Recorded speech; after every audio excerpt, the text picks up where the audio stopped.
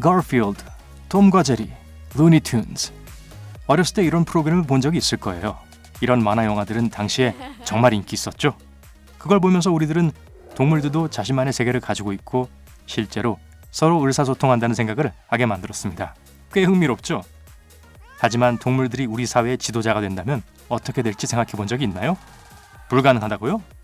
불가능하지 않습니다. 선거는 한 나라에서 가장 기다려지는 행사 중 하나입니다. 다시 한번 지도자를 뽑아야 할 때니까요. 가장 현명하고 책임감 있는 대표를 선출하는 것이 당연히 필수죠. 우리들 대부분은 나름대로의 기대를 가지고 있지만 투표용지에서 고양이나 개를 후보자로 만나게 될 거라고 기대하진 않을 겁니다. 비인간 선거 후보, 바로 특정 공직에 출마한 동물을 위해 만들어진 용어입니다. 놀랍게도 전 세계적으로 꽤나 많은 경우가 있습니다. 왜, 그리고 어떻게 이런 일이 일어나는지 궁금하시다면 해답은 일종의 항의이거나 순전히 재미를 위해서라고 할까요? 하지만 몇몇 선거법은 동물 선거를 불가능하게 할 수 있습니다. 나이 자격 요건 같은 것은 그중 하나의 기준인데 더 중요한 것은 인간만이 할 수 있는 업무 요구사항 때문이죠. 자, 만약 개나 고양이가 시장으로 선출된다면 어떨까요? 진짜 있었던 사례를 통해 더 자세히 알아봅시다. 알래스카의 작은 마을 탈키트나는 1997년에 고양이 스톱스를 시장으로 선출했습니다. 왜 고양이가 시장으로 선출되었는지에 대한 몇 가지 다른 배경이 이 이야기만큼이나 유명합니다. 그중 가장 그럴듯한 이유는 다른 후보자들에 대한 주민들의 불만 때문이었고, 물론 다른 후보자들은 모두 인간이었죠. 실제 선거가 이루어진 것이 아니기 때문에 스톱스가 시장이 된 것은 대부분 마케팅을 위한 것이었죠. 많은 상점들이 시장 고양이의 얼굴이 그려진 기념품을 팔았습니다. 당연히 주민들의 일자리도 더 생겨났고 다른 주민들은 소규모 자영업을 시작하게 되었습니다. 또 시내 관광객도 하루 30에서 40명 정도로 급증했습니다. 이 관광객들의 방문 목적은 오직 하나였습니다. 마을의 시장을 만나는 거였죠. 윈윈이죠. 경제도 살아나고 주민들의 불만도 적어졌습니다. 주민들은 자신들의 털복숭이 시장에 매우 만족하는 것 같았습니다. 이런 성공담을 듣고 나면 다른 도시나 마을이 똑같은 시도를 안 할 이유가 없겠죠. 13년이라는 긴 시간 동안 보스코 라모스는 캘리포니아의 수놀 마을을 위해 봉사했습니다. 이 블랙 랩 로트와일러 믹스는 1981년 선거 때 시장으로 선출되었습니다. 이번에는 주로 재미가 목적이었죠. 이 유명한 후보는 선거 운동 기간 동안 개도 사람이다 라는 표어까지 있었습니다. 마을 사람들은 정말 개를 좋아한 것 같네요. 왜냐하면 보스코가 2명의 인간 후보자를 압도적인 표차로 이겼기 때문입니다. 이 멍멍이 시장은 아주 일을 잘했습니다. 언론은 앞다투어 보스코를 취재했고 곧 유명인사가 되었습니다. 또한 국제 무대에도 진출했습니다. 보스코의 당선을 부정적인 것으로 묘사한 외국 신문에 대항하기 위해 버클리 출신 학생들은 보스코를 명예 손님으로 초청했습니다. 걱정 마세요. 이 개는 자신의 명성에도 불구하고 여전히 자신의 임무에 충실했습니다. 예를 들어 매년 턱시도를 입고 할로윈 퍼레이드를 이끌었어요. 임기 중에는 특유의 빨간색 스카프를 두르고 산책을 하면서 동네 주민들을 자주 방문하곤 했습니다. 하지만 모든 것이 내내 순조롭게 진행되었다는 생각은 하지 마세요. 대부분의 경우는 순조로웠지만 때로는 논쟁을 피할 수 없었습니다. 보스코는 다른 암컷 개들과 어울리는 것이 목격됐고 일주일 동안 실종되기도 했었습니다. 그의 주인은 보스코가 어디 있는지도 몰랐어요.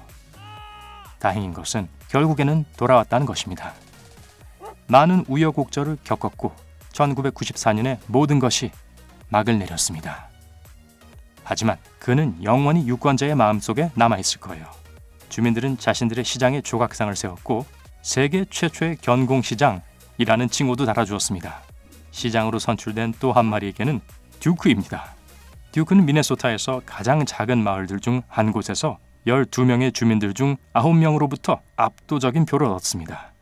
심지어 다른 후보자조차도 개에게 투표했다고 인정했습니다. 하지만 이 직책은 명예직이었을 뿐 개는 시장으로서 어떠한 의무도 수행하지 않았습니다. 고양이와 개는 아마도 전 세계에서 가장 흔한 동물일 겁니다. 하지만 비인간 선거 후보자들은 단지 이 두 종에만 국한된 것이 아닙니다. 1958년 상파울루 동물원에 카카레코라는 이름의 코뿔소가 시의회 선거에 포함되었습니다. 공무원들이 실제로 코뿔소의 출마를 받아들이지 않았지만 선거 과정에서 나온 자료에 따르면 코뿔소는 10만 표를 얻었습니다.